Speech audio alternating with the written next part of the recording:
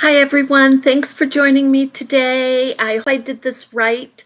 I see a couple of discretions or conflicts, you might say, in the posting. And it's saying I'm going live in 2 hours. So here I am. So this morning, we are going to talk about first what the difference is between um, Boro and Sashiko and what Boro is. So I think the easiest way to begin is to show you some of the pieces that I have worked on and with a lot of you. And we'll begin with the most recent piece. And this is a centerpiece table mat. And what this would be referred to as is Boro. This is actually the result of a Sashiko, the Sashiko stitches that make up the full piece. So that is what the Boro is. And the Sashiko stitches are your visible stitches. And they are um, not in any, not like embroidery where you're taking them and using them from a distinct pattern. These are stitches that you're using to, based on the concept of going way back to the 1600s, 1700s, where the very impoverished, poor Japanese farmers would use the boro or the mending method of reinforcing their clothing to so they could keep working out in the fields. You know, they'd have rips, and their garments would wear out, and they would use these pieces of fabric, and not like we're using today. What I'm doing is actually a little different, so I'm going to explain that too. I want to make sure that I am reaching everyone here, and okay, it looks like I am. So, if you have any questions, let me know as we're going along. I will try to answer them. So, so anyway, the Boro is a way. It today you will see garments in the industry labeled like streetwear, for example. I'm going to show you something here. This little pouch that I made this just very recently too. So this toggles in the realm of being labeled as street wear. It toggles in that fashion style. And what this is a circle of fabric, and I sewed a jean pocket on there, and then I sewed fabric on that, and made this little pouch. Now, this is considered Boro inspired. So it's not an authentic Boro piece.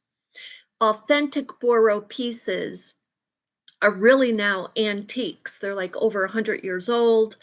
Some of them, um, many of them, I should say, are in museums, and rightfully so, because they were made by the hands and the sweat of poor farmers that now today they use this design, and the fashion out there is really super expensive. If you look at some of these pieces that people are have taken, excuse me, I have to take some coffee here,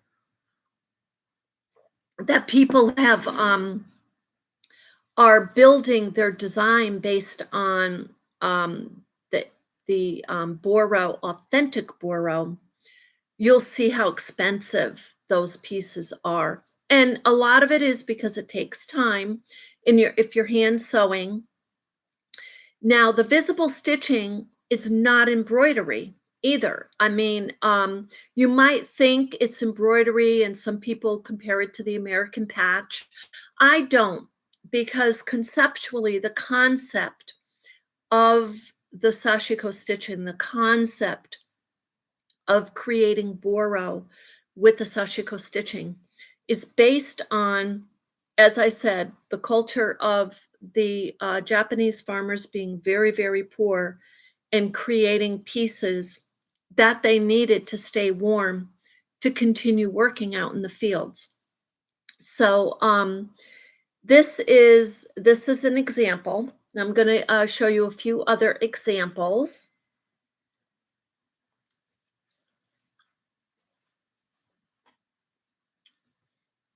of how you can use Sashiko to create Boro pieces. And I might say this piece, this first piece I'm showing you, this is kind of, what do I want to say? It's kind of an amendment, you might say, from the authentic Boro. This is the concept of Boro. We're overlapping the pieces about 1/8 of an inch. We're building our design. But you see what I did? I added hearts here. And the backing is one full piece. And I'm bringing the backing to the front for the and I folded this over a couple of times. So this is it's really an amendment, but you see here how I put um this patch onto another piece of fabric. So it's two pieces of fabric there. That is from the authentic concept, really, because they would stack fabrics very closely onto each other. And I'm going to do some pieces like that. These are a little bit more manipulated, a little more strategic. What they were doing is out of necessity. It was, they were putting patch over patch over patch, maybe a little bit over, a little bit over, a little bit over, based on where the fabric was tearing, where it was ripped, and so forth. So, and out of that comes just beautiful designs. You know, the cliche, from brokenness comes beauty. Well, that describes Boro Sashiko totally. So today, when you see textile artists such as myself making pieces, you'll see us saying Boro inspired, because this is not a true authentic Boro piece. This is a piece created based on the Boro method way back in the 1700s. So so you can do Boro like this, where you're kind of overlapping them a little bit, you're building your designs. I am using today's fabric. I am using recycled fabrics. So in Japan, they have very specific threads. They have very specific fabrics that you can do sashiko stitching on. It's a whole art. It's very intricate. You can study years on this art. So that's one piece. Now, this is another way you can use your Boro sashiko. You can cut specific forms. See, I did the Buddha here. I was making a meditation piece. And this really evolved just as I was working along. Um, I had just thought, I'm using this square piece and I'm cutting the shape of a Buddha out. And I had envisioned, I wanted the Buddha to have the chakra colors for meditation piece. And here, let me move this coffee here. And what I did here is up here, this is called seed stitching. Now you can get the names of different types of Sashiko stitching, and you can get the names and the way to do different embroidery stitches.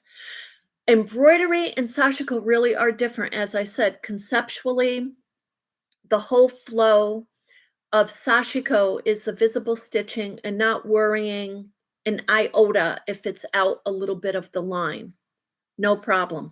With embroidery, you have your specific forms and patterns and whatnot, and an end goal that's very different from Sashiko stitching. So that is the difference there. But this piece, I started with the square, and I ended up putting it on a larger piece. So this is another piece of fabric.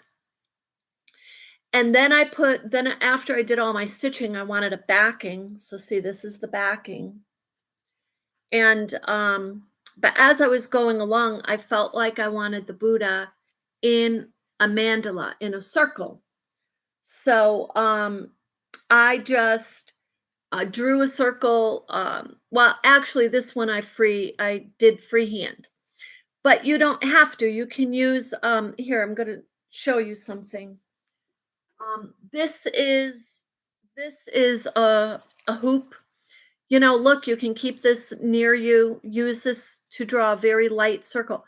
It doesn't hurt the fabric. There are fabric pens you can use to draw a circle, and that would help you a lot. And then you just go around the circle and you follow your stitches after you go around once, and you can follow them going inward, or you can make a tiny circle and then follow them going outward. So there's different things as you practice that you're going to find are really easy for you.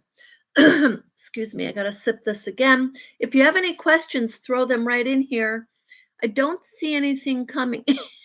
Of course, this is my first live, so hopefully I have that enabled so you can ask questions. If not, go through my station and say, "Gee, I was trying to make a comment and I couldn't do it." And then I'll figure it out for next time. But now here, these little pieces I added, and see if I can show this close up. And what I did here, these are French knots. That's the type of embroidery, but it's also used in sashiko. And then the running stitches here, and there's one I did seed. These are the seed stitches. Now, seed stitching is teeny tiny little, you're not doing like a full stitch. It's super teeny. And I love it, love it, love it, because when you do hundreds of them, the effect is phenomenal in the fabric. And there's so many ways to affect the fabric, to manipulate the fabric. And manipulating the fabric this way falls in the area of what they call shibori. Now, shibori typically, and in Japan especially, they did shibori hundreds of years ago, right? Thousands, really. But they use pebbles. They used to use pebbles, hot pebbles, tie them into the fabric or the silk or the cotton. Silk or cotton were the main fabrics they worked with. They would tie them into these fabrics, and to create, like a bubble effect or create a ripple effect or create some kind of a texture to the fabric. So now the same goes with the seed stitching. You can make beautiful, beautiful, and I'm going to show you. I mean, these type of sewing methods do take time, and you'll even if you Google in slow stitch, you'll see some textile artists out there labeling their work as slow stitch. It's based on sashiko stitching. It's based on the visible stitching. So and you'll see a lot of artists kind of mixing up their methods of sewing. So they'll label it such as um, American patchwork, slow stitch, embroidery, Sashiko. I mix it up too.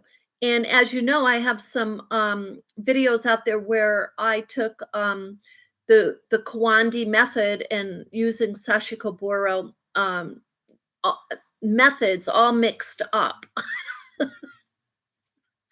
and and I wasn't doing it necessarily intentionally to begin with, but that's what it was ending up being, was a mix.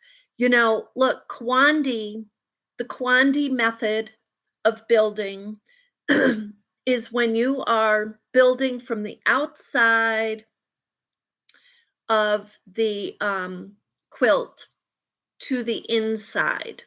So, and it's not a perfect square, it's not a perfect circle because you are working from your soul. You're not working from the tape measurement. You're picking these pieces as you go around. Oh, and let's see if I may have a piece to show you that I worked on in that way, and I do. This is, and I had shared this with you. I had this in my basket. This this is a mandala meditation piece. You probably remember me doing this.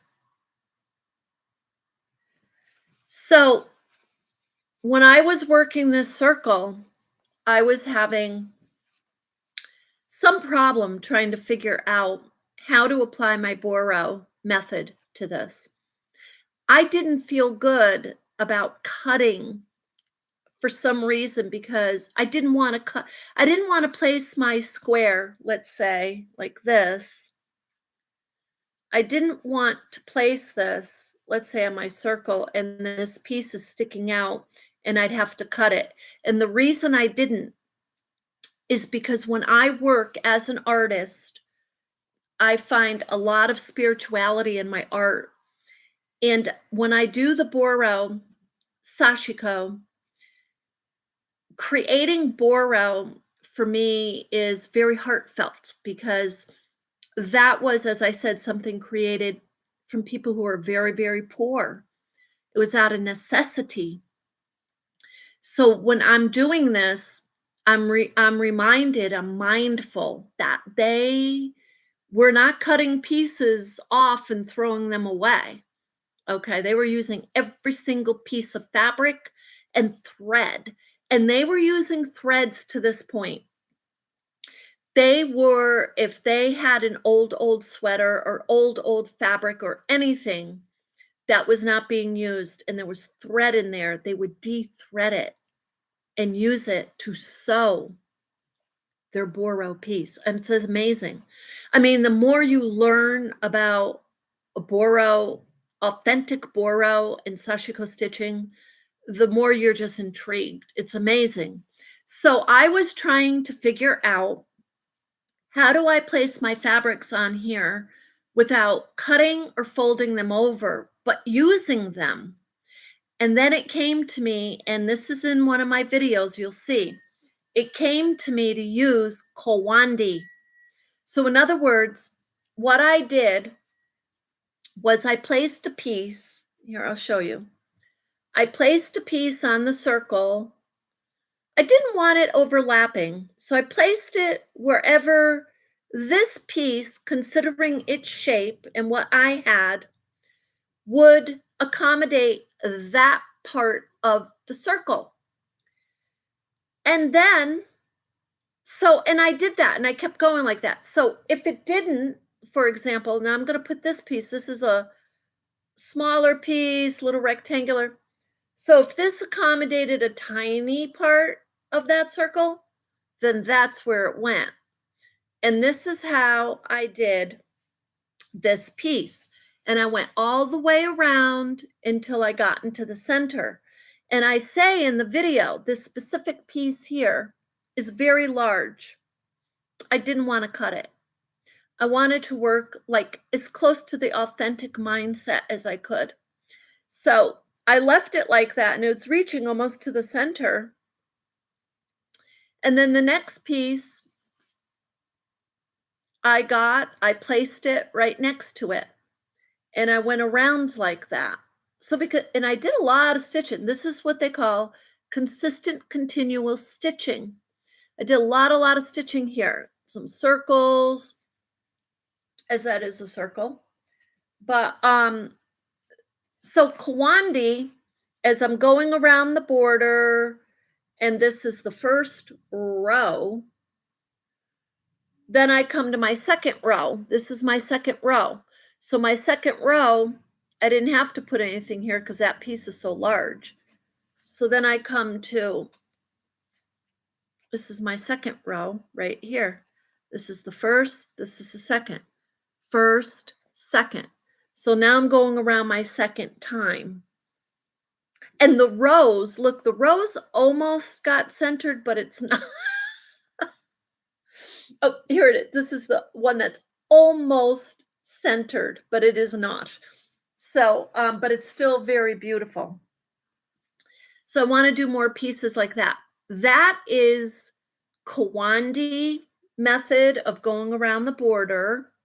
Although in Kawandi, it's usually square and then they tie the four corners, and that's a spiritual meaning for the Kawandi in that culture. So here I kind of mixed it up a little bit. So that's an example of using a few different cultural techniques and creating a piece. So now I have another piece here. Now I was going to get the last thing I was going to do today after I show these few, I have about 3 more pieces to show you. And then I am going to show you how to start your own Boro inspired Sashiko piece. So, and I say Boro Sashiko because if I say each time Sashiko stitching to create Boro inspired, that's a whole almost paragraph before we get to what I'm trying to tell you. So, but still respectfully, when I say Boro Sashiko, I really, I say verbally it's understood that it's Boro inspired with Sashiko stitching. So, okay, now this next piece, you see the piece on the wall behind me here. That is a mix, and a lot of people love that. I mean, people, when I did that video, um, there was quite a response to that. And so to this one too. Now this one I'm going to show you, and this is mixing it up a little bit. Again, I'm going to give you share some knowledge about Boro Sashiko, authentic Boro Sashiko as I go along, so I can compare it to what I'm doing and give you a clearer picture so you figure out really what you'd like to do. And there are, like I said, many books on authentic Boro from Japan, most likely, as this is embedded in their culture. It's a beautiful, beautiful art.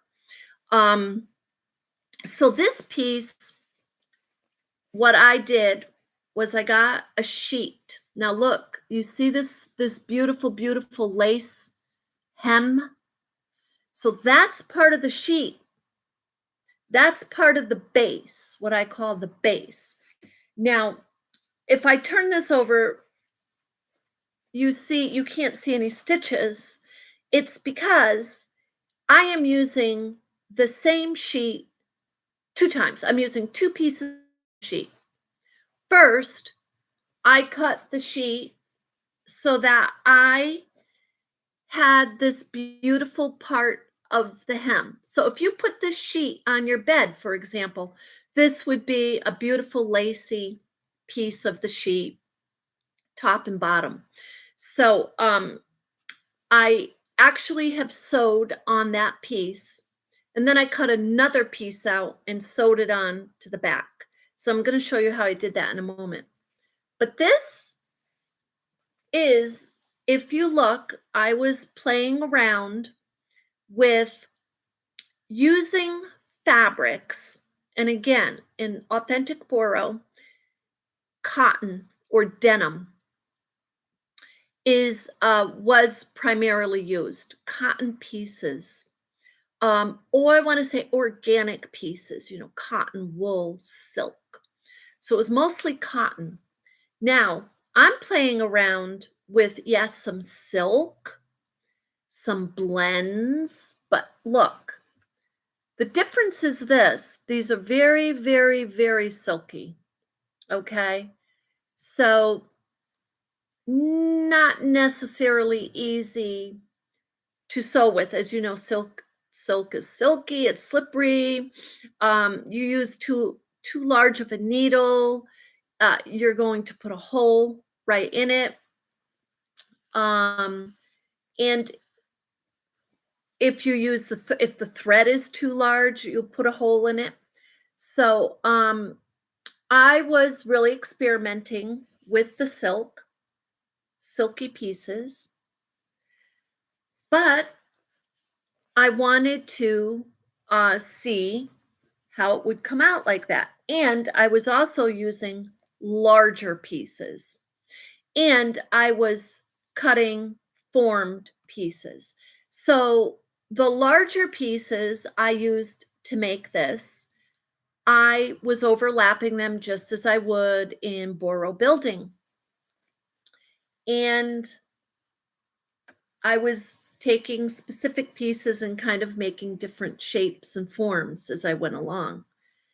And then the other thing I did differently with this is I didn't do a consistent stitch all the way through, but I used different stitches. So I really was using the Sashiko stitching more as a decorative piece and more as a decorative technique. So, and that's something that is used a lot. And some pieces I didn't do much of Sashiko stitching in the piece at all. So this is very silky. It flows very beautifully. And this was meant to be a wall hanging, but this could be a throw. And so I'll be making more like that too. Um, okay. And the other way you can use Boro Sashiko is like this bag that I made. You're just taking a piece of fabric, you're sewing it on with your visible stitching, and maybe a few other pieces of fabric are placed on that to make a design.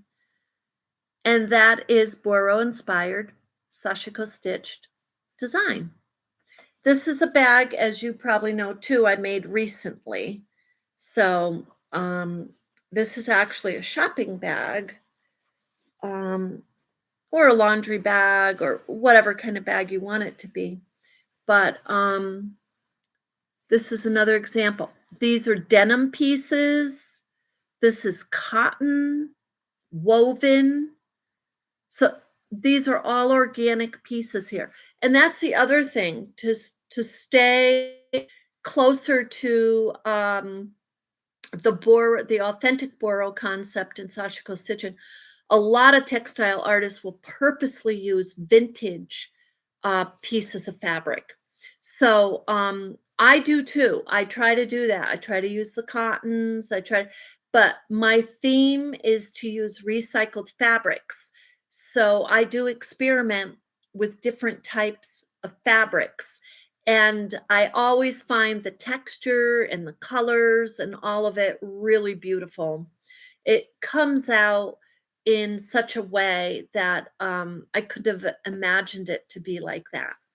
So that's a bag you can use your Boro Sashiko to make. And the last pieces, I've already shown this in a video. This is very, very big.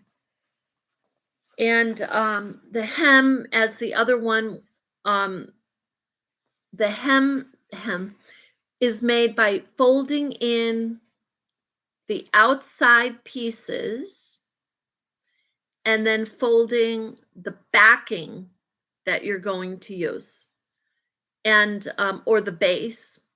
And I didn't put another piece. I didn't put a third piece. I didn't put a base backing on this. This is the base. So, but you can do that. You can fold them back to back, and it makes a nice, neat hem. So you're sewing it, Sashiko stitching as you're going along.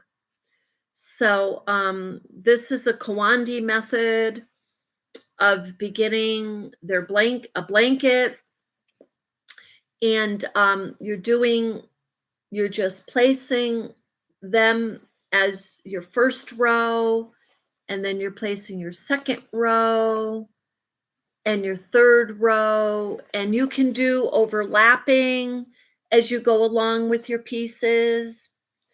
And you can start anywhere on your blanket you want. You can have the pieces as large as you want, as small as you want. You can really design just as you want, but there is no specific pattern for you to follow, basically, unless you want a pattern. If you want a pattern, there are some out there.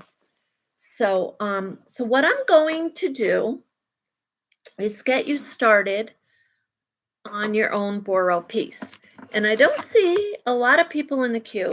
So what I'm going to do, because you may check in on this later. And since this is a recorded piece, video, I am going to show you, as I said, how to get started on the Boro Sashiko. So first of all, I'm going to put the camera down, and if you get a piece like this is a table napkin, and I'll tell you the truth, this one right here is so beautiful. I would not use this as a base. I don't want to cover up this beautiful um, table linen. I love this piece, so I'm not using that. This one I'm not crazy about, but it is a tight woven cotton, and I don't care much for this design. The colors don't pop. So this is going to be my base. So I'm going to show you on just the corner here and how to get started. And then if you have any questions, feel free to ask me at any time, and I can answer them for you. So the first thing you do is you have your fabrics, and you can start at your corner, and this is all hemmed. That's why I say this is the best kind of the best type of base to start with. And then when you put the backing on, you can just fold over that hem. So I'm just going to start with a piece here.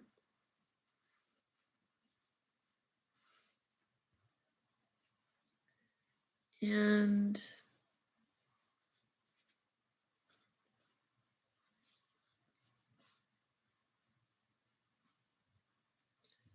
start with that. This, as you notice, is just cut. If you notice how that's cut, this is a scrap piece. So staying with the Boro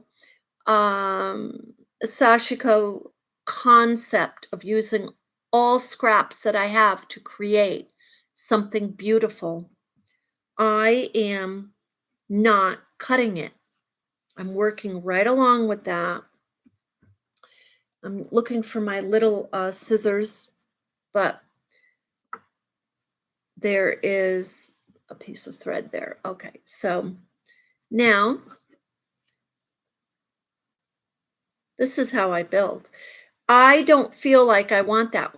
I want it over here. Now, however, in the authentic Boro concept, they didn't necessarily manipulate their fabrics. They didn't manipulate their fabric. They didn't necessarily manipulate their fabrics. They didn't manipulate their fabrics. I'm manipulating this because I feel the design that pops right there. So this one I'm going to actually put over here. Mm, okay, here's a piece of denim, which is so much a part of this culture, the cotton right there. This is another piece of cotton. This is actually vintage. So I'm going to put that right smack in the center of that. Now I have this space here. I have this. I wish I had a different like white, but I don't. So it's probably hard for you to see, but this is space here still. So I want to get that space. I want to get that space. And I want to make sure everything's overlapped about 1/8 of an inch. So I want to lift that one up. That's how I want to do it. And so that's what I'm going to do. And I'm going to pull it up because I want this piece to be nice and reinforced. I want it to be secure. When I sew, I do not want to worry about that. This is kind of a bunch of spaces between them. So now that's full. I love that effect. I couldn't have thought of that if I wasn't just taking scrap pieces. The scrap pieces are creating this piece as we go right now. And that one I lifted up, see?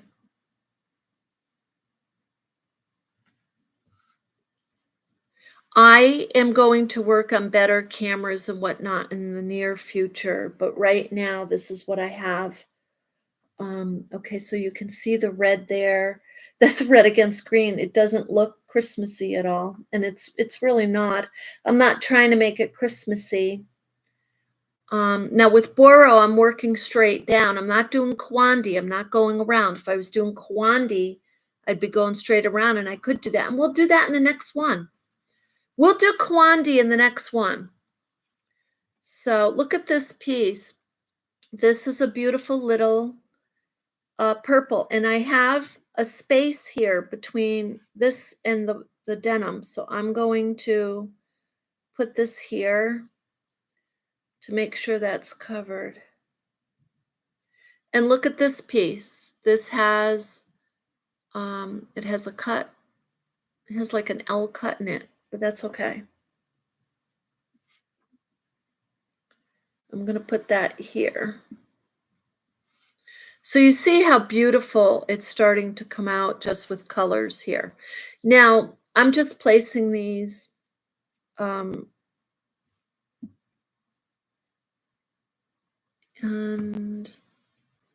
oh, here's another piece. I mean, I have enough pieces, but okay, I'm gonna go this far because I think you get the idea how I'm building. Now, if you have questions on it, please ask. I'm more than happy to answer if I'm not being clear on something. Now I will tell you, all these fabrics are different blends. These are not, this is cotton denim, this is cotton vintage, this is vintage here. This is fat quarter, fat quarter, fat quarter. This is rayon. This is rayon. And I know these because I know all these pieces because these were from scrap of recycled clothing, recycled remnants, and I know my fabric. So this is also like a fat quarter. This is a cotton. So cotton, if you have cottons to work with, that is your best. Cottons are your best fabrics to work with when you're doing your Boro inspired Sashiko. Now, to begin sewing, I already threaded this. I'm going to put this piece on too. Let me put this over here. See how that's folded? So some people would iron it, and you can iron it straight or you could sew it straight. But I'm gonna put that down there. Okay, so now look, to keep your pieces in place, I think it's wise to pin them. And the reason I say that is when I haven't pinned them, they'll start moving around and it's very frustrating because you get your design in place and it's pleasing to the eye, you love the way it looks, and then you're having to go backtrack to replace everything. So pin them in place. Now that's one way. And the other way is you can start sewing. You can sew one piece at a time right on there. And the Kawandi method, they do that actually. So I am starting in the back. And the reason I'm starting in the back is because I know I'm putting a backing on this. I'm not trying to hide my stitches. This is a visible stitch. This is my Sashiko stitching. This is visible stitching. Okay. And now I have to turn this for the way I sew. So I'm going to turn this piece all the way around here. Oops, I lost a piece. That's why we pin them. That was a really good example as to why we pin. But I'm going to put this like this, fold this up so you can see, and bring this over here, and we will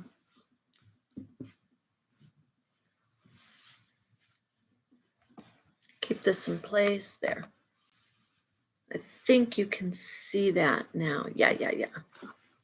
Okay, so Sashiko stitching is this. It's not stitch by stitch, okay? It is, some people will hold up. If I hold this up, you're not gonna be able to see it. So I've gotten in the habit of just laying it on the table so you can see and holding the fabric. So where my finger is where I'm beginning. So I'm just putting my needle through, bringing it up as though I'm weaving, down again, up, down again, up, down, whoop. And I'm doing it like that. Now this one is, I'm scooping up. And it's not, I'm not doing like 5 stitches in a row because I'm trying to go fast. I'm doing 5 stitches in a row because that is the Sashiko method. That's the method. And so you see it there. Now I take the pin out. Okay, that's in place there. I'm loving that. I love the looks of that right now. So I'm going to stay on the edge of, I'm staying on the edge of my fabric. I'm not following this hem. I could, but I'm not. I am choosing to follow the edges of my fabrics. That's what I want to do. So that's how I'm doing that. Now, when I pull through my Sashiko stitching, whoops, it's got a little knot in it. Sometimes that happens. That's why I don't make the thread more than like an arm length. But when you pull, you stop and you kind of pull it so it's nice and neat. And I don't mean neat necessarily in the way it's going to be perfectly straight, because look, it's not. They have Sashiko stitching machines specifically created to create a crooked line, a crooked stitch like that. And because that's the beauty of Sashiko stitching, is it is not perfect, as life is not perfect. The stitches reflect that, but out of all of that imperfection, and you've heard this probably 1,000 times, comes beauty. And so it is with Sashiko stitching. from your Sashiko stitching comes beauty. This one wants to not go into a knot again, so I'm careful when I pull it. I'm not in a rush, rush, rush.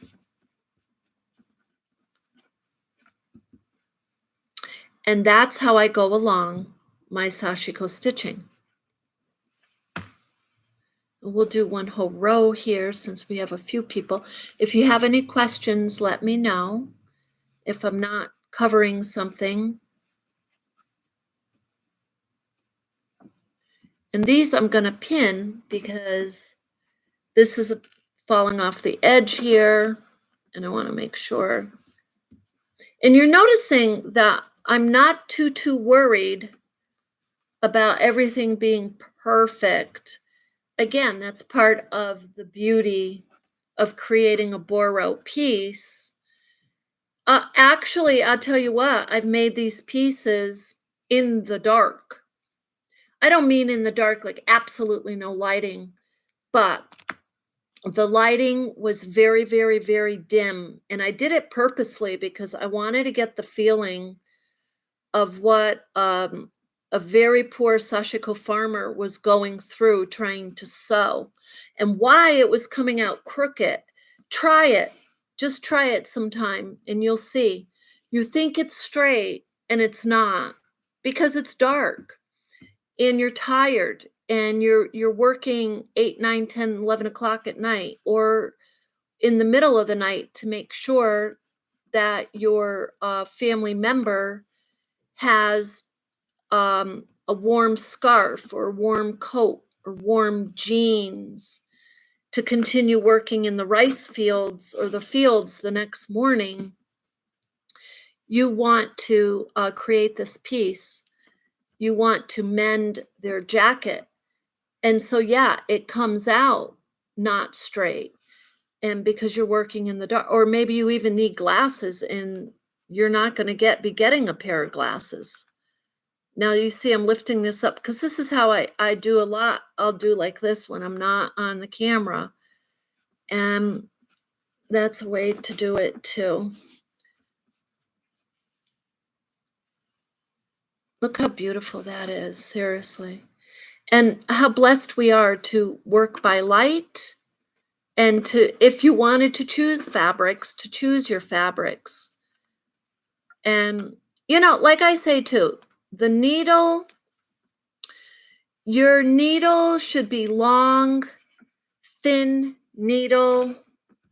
The thread should be a cotton thread. You can order thread from Japan.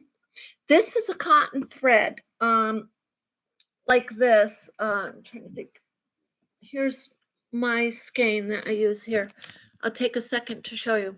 This is the cotton thread I use. Look, all of these I got from the thrift shop. You can find these in the thrift shop. So this is the cotton thread that I use now, and that's what they use. They'll use a cotton thread in Japan.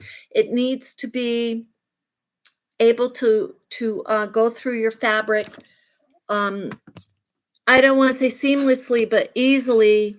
It should not be like a yarn. Okay, you don't want a thick yarn going through your fabric, and the needle is not a darning needle, but it is a needle that has a wide, the eye, if you could see, is wide. It's wider than a typical needle, and it's a longer, and it's a very sharp. So that's a Sashiko needle, and you can get that. You can get Sashiko needle in, look, if they don't have them in Hobby Lobby or Michael's or something like that, you can get them online. Now, I was just lucky that I had gotten a Sashiko needle. It was long ago, and I believe it was AC Moore before they closed. So I hold it. I really, really keep that needle. I probably get more, but it makes it easy. And if you don't have a Sashiko needle, that's okay. You can get you can get one, like I said, online, you can find them. And so now, and then just to turn to go down this way, you can see I did the whole row here. And so that's the first row. And then if you want, you go down.